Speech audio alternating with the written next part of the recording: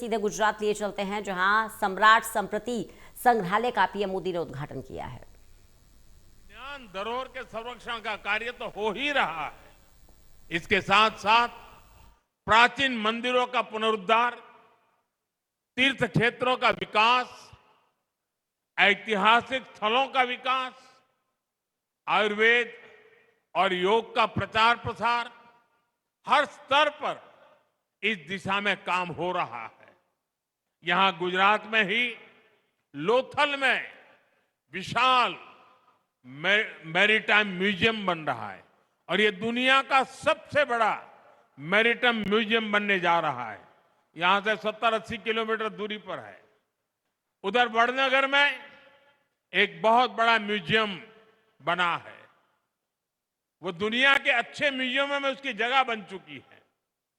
दिल्ली में युगे युगिन भारत म्यूजियम बनाने की भी तैयारी है। आज पहली बार आजादी की लड़ाई के इतिहास को भी समग्र रूप में सामने लाने के लिए सार्थक कार्य हुए हैं।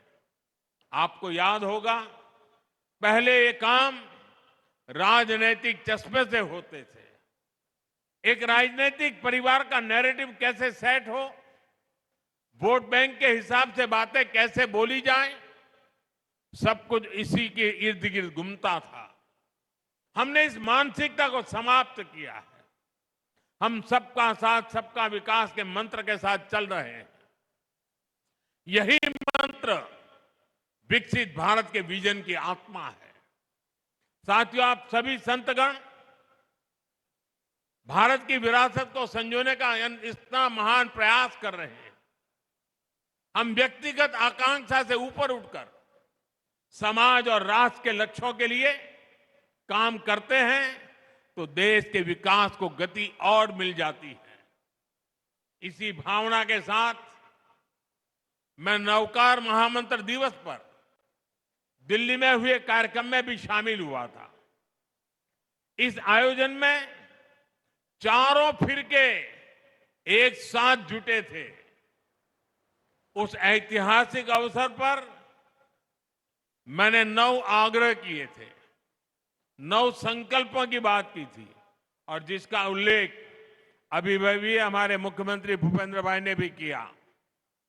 मैं हर बार आपके सामने वो 9 संकल्प जरूर दोहराता हूं। आज का यह अवसर उन्हें फिर से दोहराने का भी है। पहला संकल्प, पानी बचाने का संकल्प।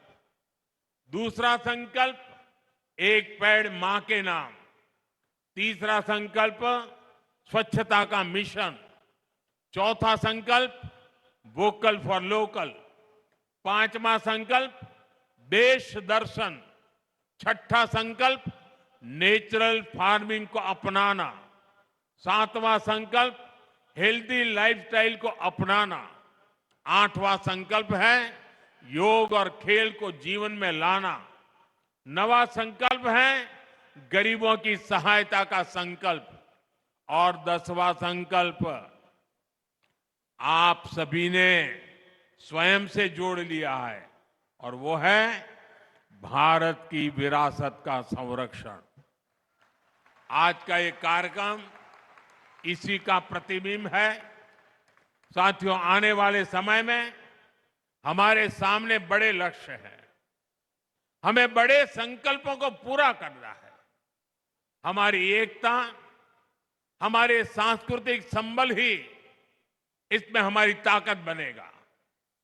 मुझे विश्वास है कि सम्राट संप्रति म्यूजियम आने वाले समय में इस दिशा में एक महत्वपूर्ण भूमिका निभाएगा। यह ज्ञान, साधना और संस्कृति का एक ऐसा केंद्र बनेगा जहां से नई पीढ़ी को प्रेरणा मिलेगी और समाज को एक नई ऊर्जा मिलेगी। इसी विश्वास के साथ मैं आप सभी को इस महत्वपूर्ण कार्य के लिए एक बार फिर से बहुत बहुत बधाई देता हूं। અને સાથે સાથે બધાને આગ્રહ પણ કરું છું કે મારા સાહેબે તો આ બધું કર્યું, પણ આપણે જોવાનો એ ટાઈમ ના આપીએ કેમ ચાલે? વધુમાં વધુ લોકો અહીં આવે અને જોઈને જતા રહેવું નહીં, જાણવાની કોશિશ કરે, સમજવાની કોશિશ કરે. આ એક અમૂલ્ય ખજાનો છે અને હું ઈચ્છું કે ગુજરાતમાં દરેક પેઢીના લોકો પરિવાર સાથે અહીં આવે, એને મન ભરીને જુએ, જ્ઞાન અને મહાન વિરાસતનું ગૌરવ કરે. અને મારે માટે આજે મહાવીર જયંતિ અનેક રીતે શુભ છે, કારણ કે અહીંયા ગાંધીનગરમાં આવતાની સાથે, ગુજરાતની ધરતી પર પગ મૂકતાની સાથે પહેલો કાર્યક્રમ જડોથી જોડાવાનો, જડ સે જુડના. અને અહીંથી હમણાં સાણંદ જાઉં છું, ત્યાં બીજો કાર્યક્રમ છે જગત સે જુડના. અહીંયા મહાન સાંસ્કૃતિક પરંપરાઓ, ભવ્ય ભૂતકાળ, એની સાથે આચમન લીધું અને સાણંદમાં જઈને વિશ્વની આધુનિકમાં આધુનિક ટેકનોલોજી, ચિપ્સના નિર્માણનું ઉદ્ઘાટન થઈ રહ્યું છે, સેમિકન્ડક્ટરનું ઉદ્ઘાટન થઈ રહ્યું છે. અહીં જડોથી જોડાવાનું, ત્યાંથી જગને જોડવાનું, અને આ બધું ગુજરાતની ધરતી પર થઈ રહ્યું છે, ભારતની ધરતી પર થઈ રહ્યું છે. આપ સૌને ખૂબ ખૂબ શુભકામનાઓ, ખૂબ ખૂબ ધન્યવાદ. જય જિનેન્દ્ર, જય જિનેન્દ્ર,